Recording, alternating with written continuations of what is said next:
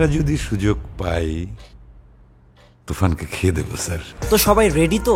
তুফান মুভির first day first show দেখা হয়ে গিয়েছে এবং এই ভিডিওতে আমরা তুফান মুভির রিভিউ করতে যাচ্ছি। প্রথমেই বলে নেই, এই মুভিটা নিয়ে যে কেজিএফ, অ্যানিম্যাল, সালার এসব মুভির কপি বলা হচ্ছিল সেটা একেবারেই মিথ্যা প্রমাণ হলো। শাকিব খান এবং রায়হান রাফি একেবারে অন্য রকমের সিনেমা বানিয়েছে, যেটার গল্প, স্টাইল, সিনেমাটোগ্রাফি সেই সব সিনেমার সাথে কোনোভাবেই মিল নেই। অসাধারণ ব্যাকগ্রাউন্ড মিউজিক এবং অ্যাকশনের সাথে এই সিনেমাটা জমে ক্ষীর। নাবিলার সাথে শাকিব খানের কেমিস্ট্রি, তারপরে চঞ্চল চৌধুরীর স্ক্রিনে কমেডি ভাইব, এই সব কিছুই সিনেমাটাকে অনন্য করে তোলে।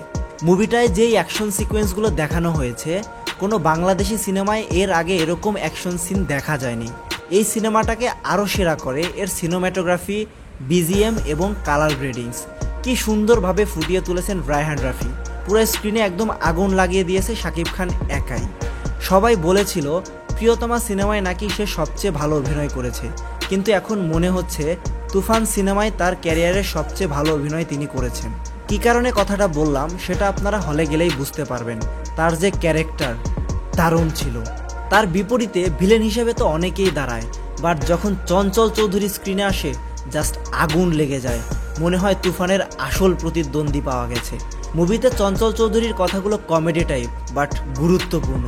শাকিব খান থেকে শুরু করে প্রত্যেকটা ক্যারেক্টার যখন সামনে আসে তখন যে বিজিএমগুলো ইউজ করা হয়েছে তা খুবই ইউনিক মনে হয়েছে এবং প্রত্যেকটা বিজিএমই প্রত্যেকটা সিনে খাপ খাইয়ে গেছে। আমরা ট্রেলারে দেখতে পারি তার বাবাকে হত্যা করা হয় এবং সেই হত্যার পর থেকেই সে হয়ে যায় তুফান। রায়হান রাফি যেভাবে গল্পটাকে দেখিয়েছে তা খুবই প্রশংসনীয়।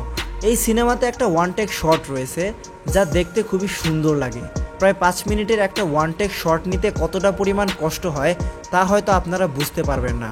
রায়হান রাফি সেই কাজটি খুব ভালোভাবেই করে দেখিয়েছে এবং এই শটের মাধ্যমে আমরা তুফানের ওয়ার্ল্ডে ঢুকে যাই, যেখানে শাকিব খানের অভিনয় এবং ক্যামেরা অ্যাঙ্গেল দুইটাই ছিল একেবারে দুর্দান্ত।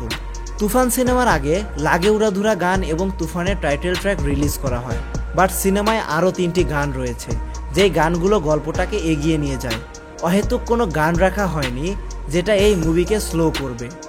সব কিছু মিলিয়ে যারা অভিনয় করেছে, যেমন মিমি চক্রবর্তী, নাবিলা, শাকিব খান, ফজলুর রহমান বাবু, চঞ্চল চৌধুরী, মিশা সওদাগর এবং কিছু কলকাতার অভিনেতা, এরা সবাই অনেক ভালো অভিনয় করেছে এই তুফান সিনেমায়। তুফানের সাথে সাইড ক্যারেক্টারগুলো একেবারেই গ্যাংস্টার মনে হচ্ছিল। প্রত্যেকটা সিনেই আলাদা আলাদা বিজিএম ছিল যেগুলো গল্পের সাথে অনেক ভালোভাবে ম্যাচ করে। সবশেষে বলতে চাই, সিনেমার কালার একেবারে পারফেক্ট ছিল। তুফানের টিজার এবং ট্রেলার যেটা প্রমিস করে সেটাই এই সিনেমায় ডেলিভার করা হয়। বাংলাদেশের সেরা অ্যাকশন সিনেমা এই তুফান সিনেমা। এরকম সিনেমা বাংলাদেশে রেগুলার রিলিজ পেলে হল সংখ্যা আরও অনেক পরিমাণে বাড়বে এবং আমি বাংলা সিনেমা দেখি সেটা দর্শক গর্বের সহিত বলতে পারবে।